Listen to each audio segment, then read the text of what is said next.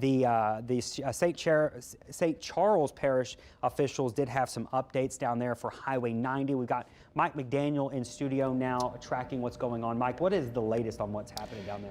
Yeah, well, Sam's actually there right now, so we do have some more information from the parish president down there. So we're going to go live to Sam right now with some details about what they're seeing on the ground. Hey there, Sam. Can you hear me?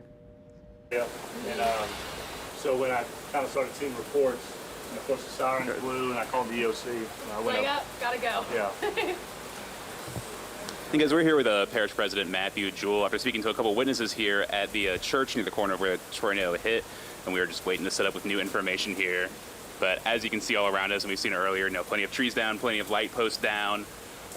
This area is hit very hard, and it's starting to rain again. And as you've seen, there's a lot of roof damage out here. So right now, there is a lot of water damage happening in homes, and homes that were already hit by Hurricane Ida just over a year ago. And as you've seen, a lot of these are just being repaired right now. We showed you a video earlier with all the tarps that have been blown into power lines, and tarps ripped off roofs, just exposing the bare bones underneath and everything. And so let's get to it.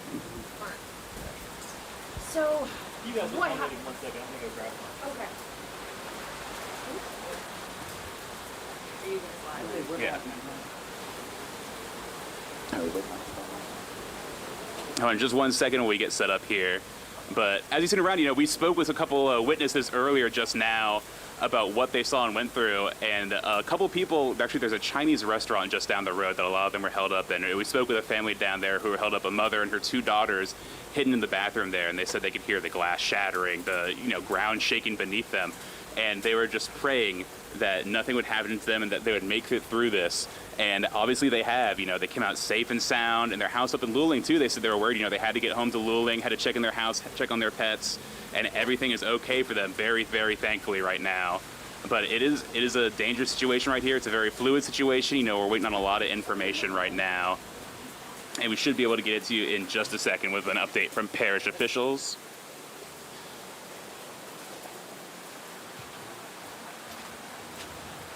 So, what happened this afternoon? Well, a short while ago, we had a tornado touch down in the Parody area. We believe it touched down right around St. John the Baptist Church where we're standing here, and caused some significant damage to the church here and to the residents across Highway 90 in Parody. We've seen a lot of trash blown around. We've seen fences down. Got a report of someone's front porch being blown off. So a lot of minor damage. We do have a lot of trees and a lot of power lines down right now. Entergy is working in the area, and DOTD is going to be working on Highway 90 to get traffic moving again. But no injuries in this? At this time, I haven't heard of any injuries being reported yet, thank God, and our folks at the EOC are actively monitoring the situation. Wonderful. So really the biggest issues people are going to be having this afternoon maybe be a loss of power, trees down, things like that. Yeah, a lot of mess to clean up. Obviously, again, where we are, the Catholic Church, there was a roof blown off, a trailer blown over, and so a lot of residents are already right now, well, they were cleaning until the rain came back, but folks are without power. We have a lot of down trees, down power lines. We are asking residents to not touch any down power lines as they could be live, and let Entergy officials take care of that. How quickly did the EOC activate? What kind of services are they providing right now? Well, our EOC in St. Charles Parish is 24 hours, 7 days a week. So we immediately blew our sirens to alert our residents of the tornado warning. Our text message system sent out a tornado warning as well. And we immediately, post-event, started activating our folks to put out information regarding the event, and as well as dispatching DOTD, Public Works, and the sheriff's office out here to come and assist. So very, very great response from the EOC, what I would call a textbook response. Is there any estimate right now on when power may be returned to some residents? I don't have an estimate right now. I think from what I could see coming through here, Entergy is first doing their assessment to figure out where they need to focus their attention.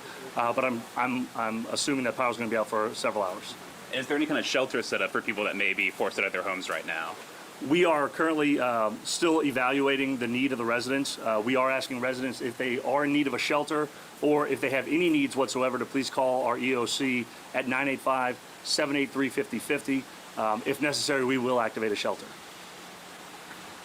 Last thing I would have to say is that warning system really did work fast and worked very well, because we talked to a woman who said that it all came so fast and the only thing that let her know was that tornado warning, and she brought her children into a bathroom and believes it saved their lives. Yeah, look, we're very blessed to have those sirens in St. Charles Parish, and we are very adamant about using them when we have inclement weather or other types of emergencies. So I'm glad our EOC was there, present, and was able to activate the emergency sirens as well as the other notification systems that we have. So one last thing, if you don't mind, why is it so important for you to be out here in person as a parish president taking care of these residents? Well, look, the first thing I did when I found out that we did have an active tornado was come and drive through the neighborhood and make sure that everybody was okay and see if anybody needed anything. And it's important because I'm here to serve them, and so that's why we went out there, and we're going to go and continue to drive around and check on neighbors and make sure that everybody's okay. Thank you very much. Thank you. Thank you. Sweet. Just heard from Parish President, who showed us that thankfully so far there have been no injuries or deaths reported from the storm. Really miraculous when you see the damage around us. And you can see right now we're here at St. John the Baptist Church in Parody, where some of the ceiling has fallen in, a lot of roof damage outside as we saw earlier. And we spoke with the pastor earlier, so he was preparing for the weekend masses, the mass tonight and the mass this weekend when it all happened, and just very thankful that this is the only amount of damage done. From what we understand, it seems like the tornado touched down right here, right at this intersection when it did hit Parody. So very lucky that the damage is as minimal as it is, even with what we're seeing right now.